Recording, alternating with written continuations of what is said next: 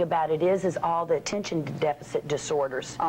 The sugar hypers the children so fast, and you can't calm a child down once you've given them the bad products. Sugared bubble gum, and something I want to bring back up about any carbonated drinks, there's 45 milligrams of caffeine. Why are you doing that to your child? Whether it's diet or regular, why are you sugaring them up, and why are you caffeining them up? You're setting them up for dead, tired lymphatic system. They won't be able to think. The lymphatic carries 45% of your waste products out, and it affects 17 glands in your system, and you're slowing that down by miscombining of food and by pouring carbonated drinks down. So maybe they can't sit still in class and pay attention because they're just wired up. And bread products, you're giving them yeast and an overabundance of flour and water and carbonation. What are you doing to your child? So a donut and a Dr. Pepper for breakfast is not going to cut it. Nope, just the gas facts, please. You know. Well, how long does it take the body to process a carbonated beverage? Say somebody sits down and drinks a diet soda. How fast is your metabolistic rate? How fast do you flow? How much do you breathe? And what is your processing time? Most people don't. They start swelling. This way, face. The fastest way to get carbonation out of your body is just to sit down and breathe and never put it back in your system again. Can you dilute it by ingesting like large amounts of clean water, like bottled water, mineral water? Once it's usually in the system, unless your system's working from the mouth to the anal tract and you're passing it through belching and passing of gas, no. On a cellular level, it swells the veins, slows down the lymphatic flow, and we age. If you want to de-age the system, get carbonation out of your body. Never touch it. Trim up the face, you know. Next. At 46 years old, I learned 13 years ago, no carbonated products, please. Yes. Makes a difference. Well, how could somebody wean off? Say they hear us speaking on this program and they're going, well, okay, maybe I do need to cut down on my diet soda consumption at work since I eat 8 of them a day.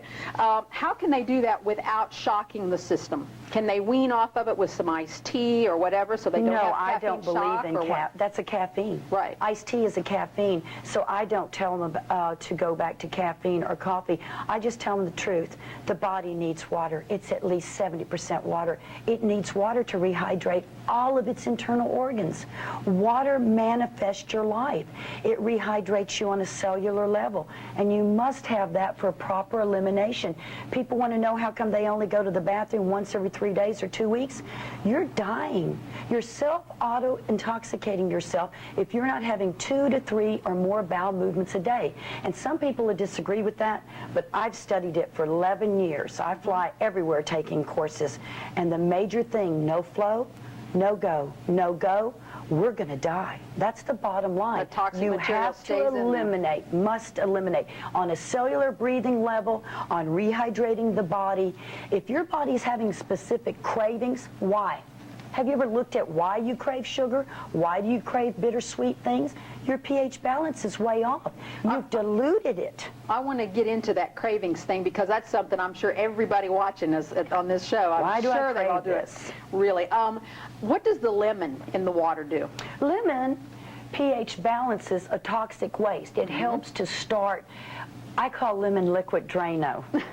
It gets in there and starts breaking down in the mouth the digestive disorders on the tongue. A lot of people are coated with yeast. Now, I'm not here prescribing or diagnosing. This is something that I don't do.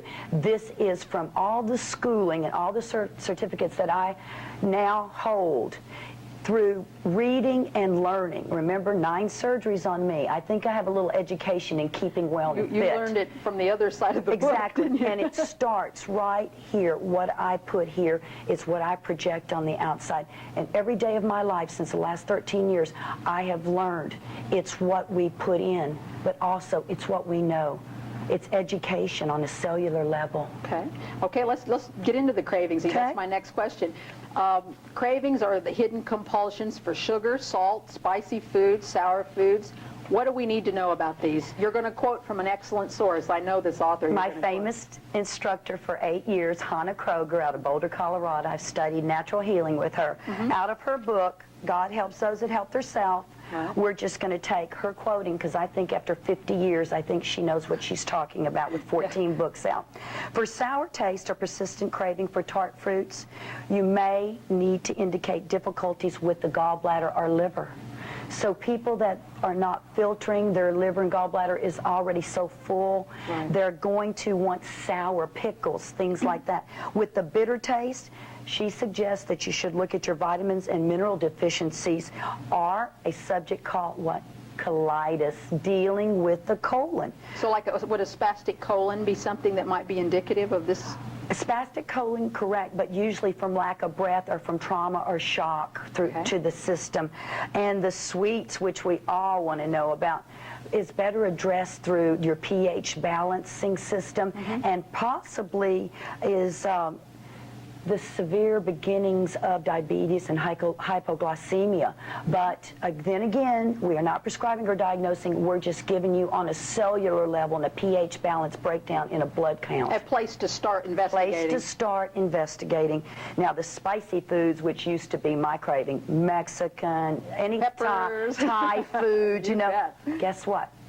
Lungs or sinuses are in trouble.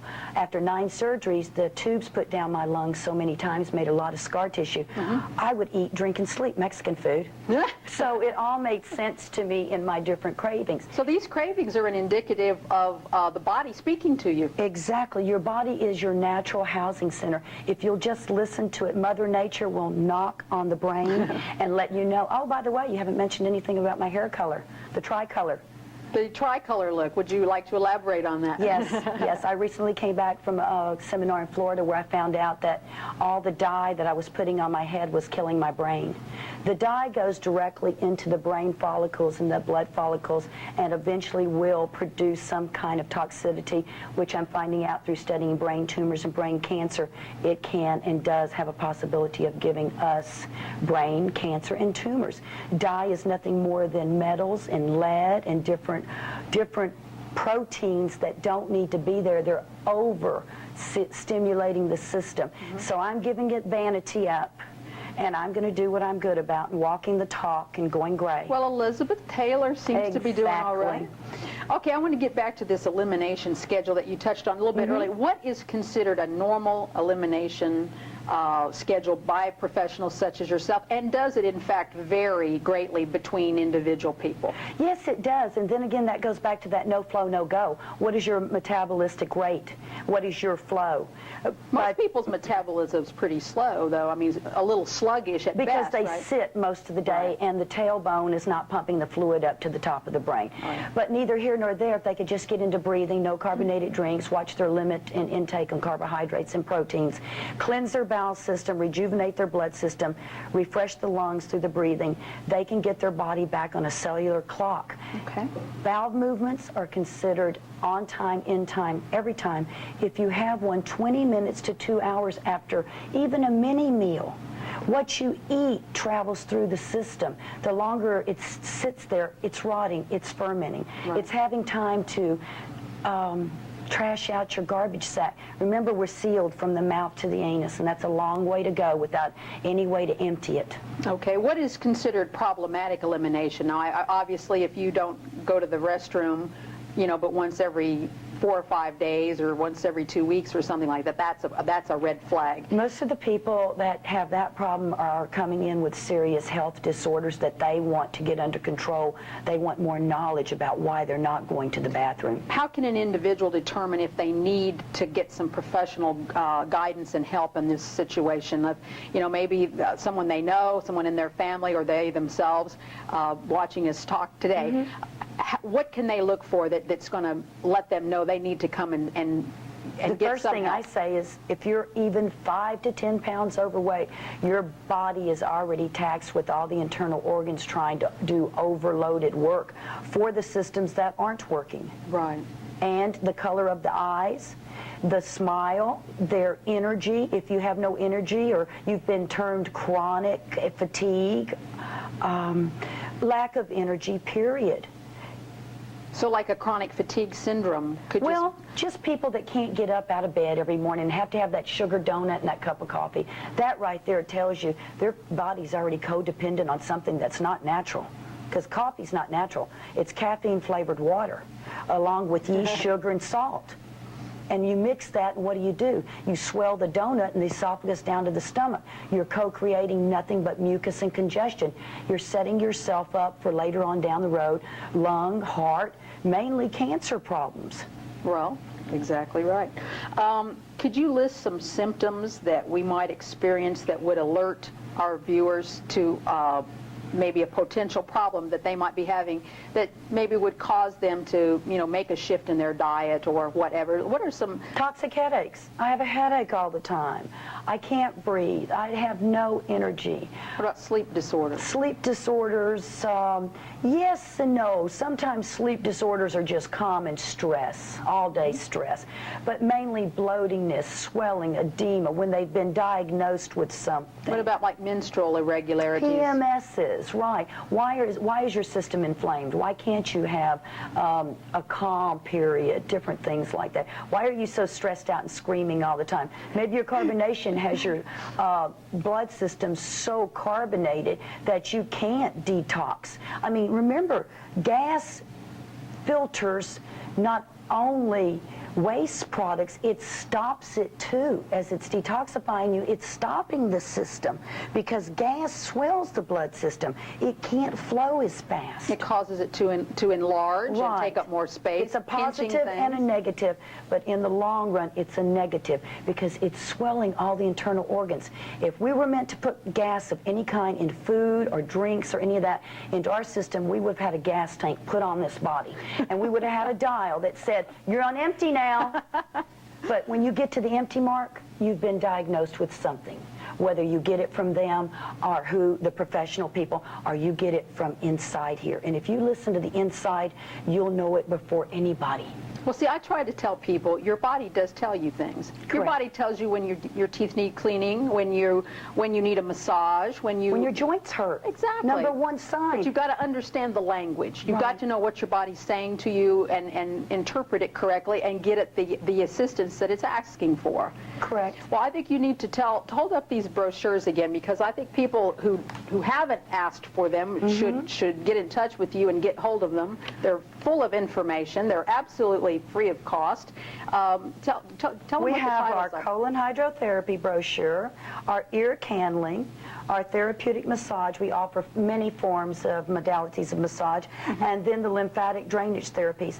Also, in the other part that we have, we send the Xerox copies of the magazine articles that I've written. Now, you have been featured in Health and Fitness and what else? Oh, many magazines. Local and regional. I can't think of all of them. AMTA stories that I've been writing in different interviews.